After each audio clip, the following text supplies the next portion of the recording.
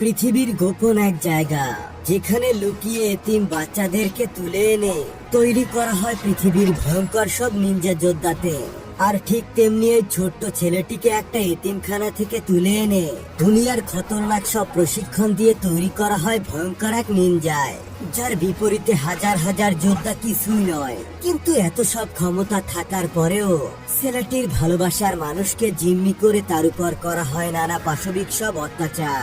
তাহলে এই ছেলেটির সাথে কি ঘটেছিল? সে কি তার ভালোবাসার মানুষকে নিয়ে বেঁচে ফিরতে পেরেছিল, নাকি চিরতরে সেখানেই শেষ হয়ে গিয়েছিল? সেটাই দেখতে চলেছি আজকের পুরো গল্পে।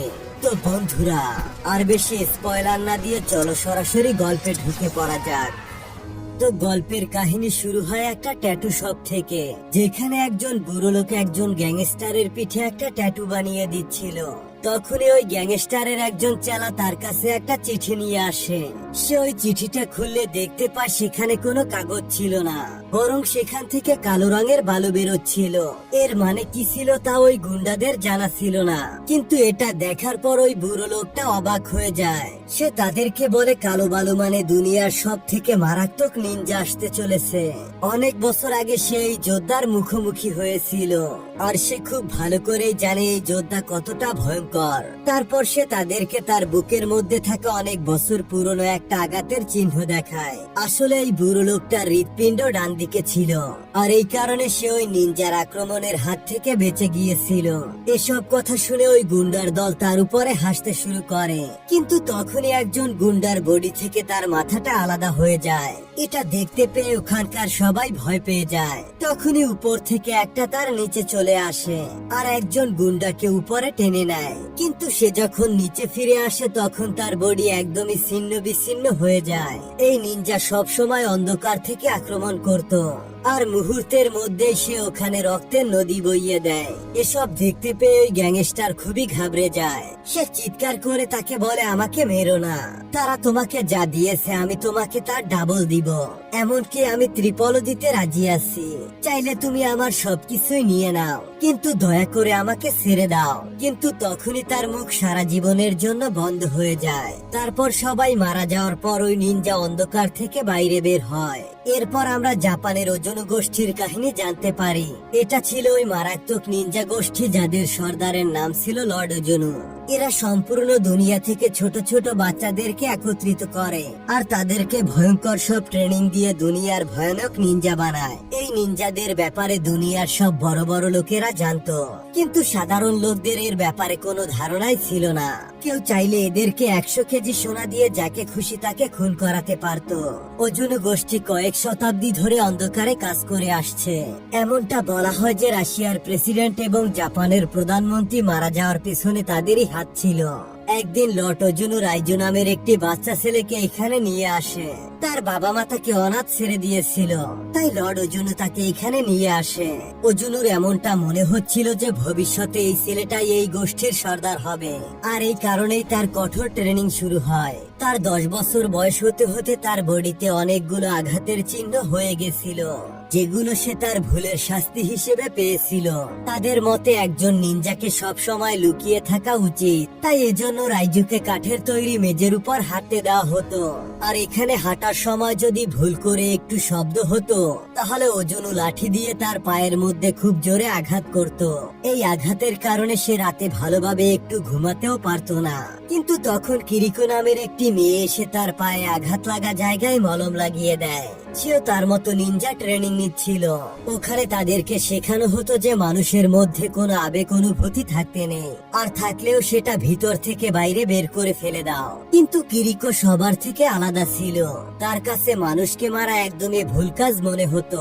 এভাবে ধীরে ধীরে অনেকটা সময় কেটে যাচ্ছিল, আর এর সাথে সাথে রাইজু এবং কিরিকো এখন বড় হয়ে গিয়েছিল। কিন্তু তাদের দুজনের মধ্যে তেমন কোনো কথাবার্তা হয় না। তারা দুজন শুধু দূর থেকে একে অপরকে দেখতো।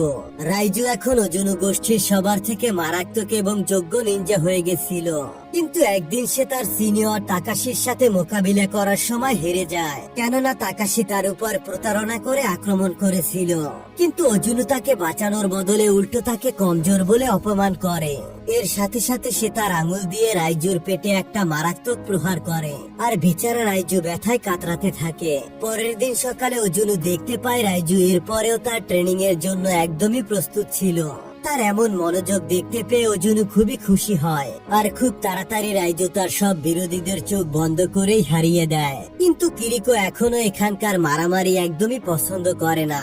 রাইজু তাকে সব সময় এটা বোঝাতো যে যদি এই ব্যাপারটা অজুনু জানতে পারে তাহলে সে কিরিকোর হৃদয় বাইরে বের করে ফেলবে। কিন্তু কিরিকো তাকে বলে, কিন্তু আমার হৃদয় তো তোমার কাছে রয়েছে, তো কিভাবে এটা কেউ বের করবে? যাই হোক, একদিন কিরিকোকে একটা চাকু দিয়ে কাউকে মারতে বলা হয়, কিন্তু কিরিকো যখন এমনটা করতে পারে না তখনই অজুনু তার মুখের মধ্যে চাকু দিয়ে মেরে দেয় আর তাকে একটা খাঁচার মধ্যে আটকে রাখে।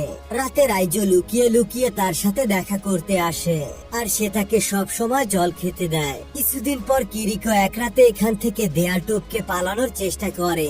সে রাইজুকেও তার সঙ্গে যাওয়ার কথা বলে, কিন্তু রাইজু অজুনুর সব থেকে বিশ্বস্ত লোক ছিল।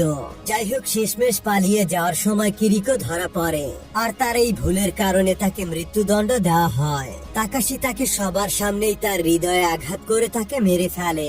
ওই দিন রাইজুর ভিতর থেকেও কিছু একটা মারা গিয়েছিল, কারণ সে তার ভালোবাসার মানুষকে হারিয়ে ফেলেছে। কিন্তু তারপরেও সে অজুনুর সাথে যুক্ত থাকে। এর কয়েক বছর পর বার্লিনে মিকা নামের একটি মেয়ে নিনজাদের থাকার প্রমাণ পায়, আর সেই প্রমাণগুলো নিয়ে তার বস মাজোলোর কাছে চলে যায়। কিন্তু মাজোলো এটা মানতে রাজি ছিল না যে এমন কোন নিনজা আছে যাদের ব্যাপারে শুধুমাত্র বড় লোকেরাই জানতো।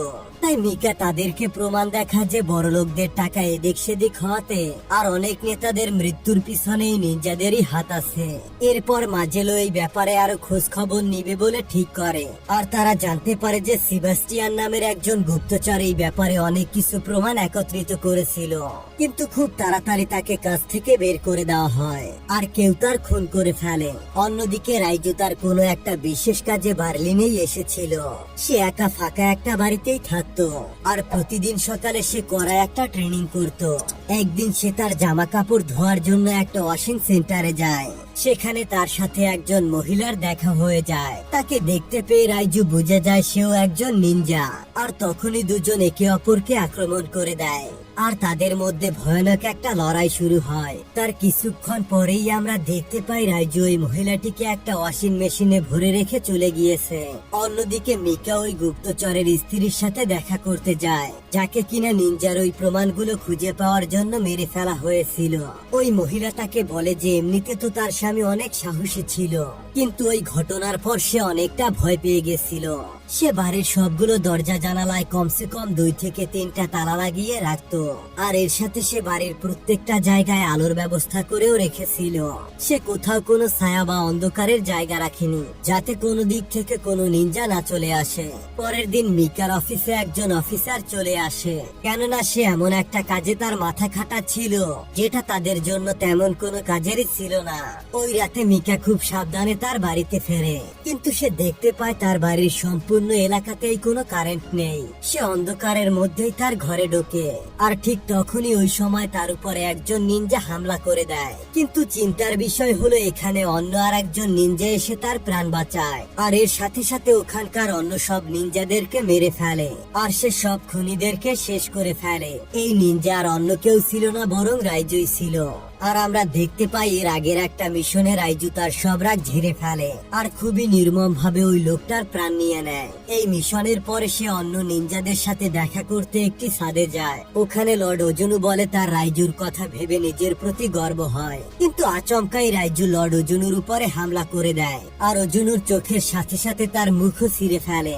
ওখানে থাকা অন্য সব নিনজারা তাদের লিডারের উপর আক্রমণ করতে দেখে তারা রাইজুর উপর আক্রমণ করে দেয়, আর এতজন নিনজা মিলে একসাথে আক্রমণ করে রাইজুকে খুবই ঘায়েল করে ফেলে, আর তাকে ওই বিল্ডিং এর ছাদ থেকে নিচে ফেলে দেয়। কিন্তু তার সৌভাগ্যক্রমে জলের মধ্যে পড়ে গিয়ে সে বেঁচে যায়। আর ওই দিনের পর থেকে রাইজু নিনজাদের বিরুদ্ধে কাজ করতে শুরু করে দেয়, আর তাদের প্রত্যেকটা মিশনকে ভঙ্গ করে দিতে থাকে। সে মিকার প্রাণ এজন্যই বাঁচিয়েছিল।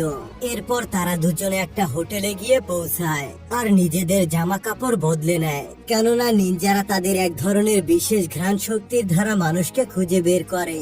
তারপর মিকা মেজলোকে জানায় যে সে রাইজুর সাথেই রয়েছে, কিন্তু মেজলোকে তো রাইজুকে ধরার জন্য অর্ডার করা হয়েছিল।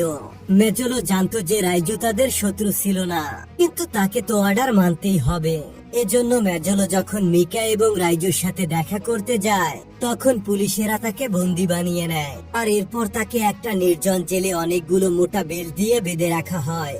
মিকা যখন জানতে পারে যে এসবের পিছনে মেজলোরও হাত আছে, তখন সে তার সঙ্গে কথা বলতে যায়, কিন্তু মেজলো তাকে ছেড়ে দেওয়ার জন্য কোনোভাবেই রাজি হয় না, কেননা তার হিসেবে রাইজু জেলের ভিতরে নিনজাদের হাত থেকে সুরক্ষিত থাকবে। রাতে মিকা রাইজুকে জল খাওয়াতে যায়, তখন রাইজু মিকাকে বলে যে নিনজারা যে কোনো সময় এখানে চলে আসতে পারে।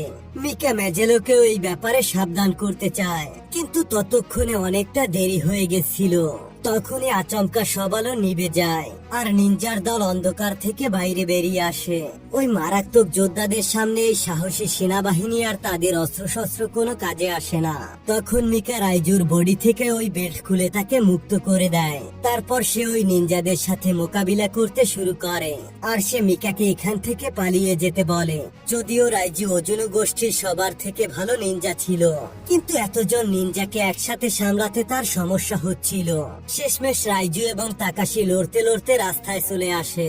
তাকাশি তার তলোয়ার দিয়ে রাইজুকে মেরেই ফেলতে যাচ্ছিল, ঠিক তখনই মিকা পেছন থেকে তার গাড়ি নিয়ে এসে তাকে উড়িয়ে দেয় আর তারপর সে রাইজুকে একটা হোটেলে নিয়ে আসে। যদিও এতে রাইজু ভীষণভাবে আহত হয়, কিন্তু তারপরেও সে ডাক্তারের কাছে যাওয়ার জন্য রাজি হচ্ছিল না। মিকা ঘরের মধ্যে অজ্ঞান হয়ে পড়ে থাকা রাইজুর কাছে গিয়ে বসে।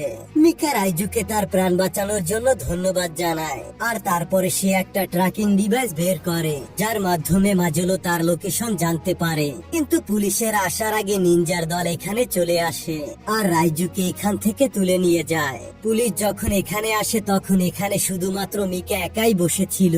সে তাদেরকে জানায় যে 10 মিনিট আগেই তারা রাইজুকে এখান থেকে তুলে নিয়ে গেছে। ওদিকে রাইজুকে লর্ড ওজুনুর সামনে হাজির করা হয়। সে রাইজুকে ক্ষমা চাওয়ার জন্য শেষ একটা সুযোগ দেয়, কিন্তু রাইজু তাকে বলে যে মে ঝুঁকেগা নেহি সালা। আর এটা শুনতে পেয়ে ওজুনুর মাথা চটকে যায়, কেননা কিছুদিন আগেও সে মনে করতো যে আসন্ন সময় এই ছেলেটাই হবে গোষ্ঠীর সর্দার। সে রাইজুকে ঠিক ওই জায়গাটাতেই দাঁড় করায় যেখানে কিরিকুকে বেঁধে মেরে ফেলা হয়েছিল আর তার আঙুল দিয়ে তার উপরে ওই 3-4 বার মারাত্মক প্রহার করে। সাধারণত ওজুনুর এমন প্রহারেই মানুষ প্রাণ হারিয়ে ফেলে, কিন্তু রাইজু তো শুধুমাত্র রক্তভূমি করে আর তার সাথে সাথে ওই ট্র্যাকিং ডিভাইসটাও বাইরে চলে আসে। তখনই মিকা এখানে অনেক সেনাবাহিনীর সাথে চলে আসে আর এখানে এসে তারা অন্ধের মতো গুলি বর্ষণ করতে শুরু করে দেয়। কিছু নিনজা তো বোমা ব্লাস্টেই মারা যায় আর এই মৃত্যুর যুদ্ধে দুপাশের অনেকজন যোদ্ধাই শহীদ হয়। ওখানে রাইজুকে তাকাশি এবং তার লোকেরা ঘিরে ফেলে। রাইজু আর ডানে বায়ে না দেখে এক এক করে সবাইকেই মেরে ফেলে। এরপর রাইজু এবং তাকাশি একে অপরের সম্মুখীন হয়। তারা দুজন নিজেদের সম্পূর্ণ জোর লাগিয়ে যুদ্ধ করে আর মারাত্মক এক ভয়ানক লড়াইয়ের পর শেষমেশ রাইজুরই জয় হয় আর সে তাকাশির বডির একটা অংশ কেটে ফেলে। এরপর ছিল ওজুনুর পালা। সে দেখতে পায় ওজুনু একটা ঘরের ভিতরে চুপচাপ শান্তিতে বসে আছে। ওই সময় বাইরে ভয়ানক একটা বোমা ব্লাস্ট হয় আর তখনই ওজুনু চোখের সামনে হাওয়াতে অদৃশ্য হয়ে যায় আর সে এক ধাক্কাতে রাইজুকে হাওয়াতে উড়িয়ে দেয়। তারপর তারা নিজেদের তলোয়ার বাইরে বের করে আর একে অপরের জীবন নেওয়ার জন্য পাগলের মতো করতে শুরু করে। ওজুনু আরেকবার রাইজুকে ক্ষমা চাওয়ার জন্য সুযোগ দেয় আর সে রাইজুকে বলে যে সেই তার বাবা, সেই তাকে এখানে নিয়ে এসেছিল আর ছোটবেলা থেকে এই অবধি সে তার লালন পালন করেছে। কিন্তু রাইজু তাকে জবাব দেয় সে কারো ছেলে না আর ওজুনুকে শেষ করেই সে তার জীবনের স্বাধীনতার প্রথম স্বাদ নিবে। তারপর সে ওজুনুর উপর ঝাঁপিয়ে পড়ে, কিন্তু ওজুনু আর একবার হাওয়াতে অদৃশ্য হয়ে যায় আর তখনই মিকা রাইজুকে সাহায্য করতে চলে আসে। সুযোগ দেখতে পেয়ে ওজুনু মিকার বুকের উপর তলোয়ার এপার ওপার করে দেয়। এটা দেখতে পেয়ে রাইজুর ওই ঘটনা মনে পড়ে যে কিভাবে এই জানোয়াররা তার ছোটবেলার ভালোবাসা কিরিকুকে মেরে ফেলেছিল। আর এটা দেখতে পেয়ে ওজুনু প্রচন্ড রেগে যায়। সে তার তলোয়ার দিয়ে এক কোপে ওজুনুর বডিকে 3 টুকরো করে ফেলে। এরপর রাইজু মিকাকে বাইরে বের করে নিয়ে আসে। ডাক্তার এসে দেখার পর জানায় যে আসলে মিকার হৃৎপিণ্ড ছিল ডান দিকে, তাই এ যাত্রায় তার প্রাণ বেঁচে যাবে। শেষমেশ রাইজু ওই একাডেমির দেওয়াল টপকে বাইরে বের হয়, আর সেও ঠিক তেমনটাই করে যেমনটা কিরিকো চেয়েছিল। এভাবে সে তার ছোটবেলার ভালোবাসা কিরিকোকে তার হৃদয়ে রেখে এখান থেকে চলে যায়। তো বন্ধুরা, তোমরাও কি কখনো কাউকে মন থেকে এভাবে চেয়েছিলে? আর যদি চেয়ে থাকো, তোমাদের ভালোবাসা কি পূর্ণতা পেয়েছিল? তা কমেন্ট করে অবশ্যই জানিয়ে দিও।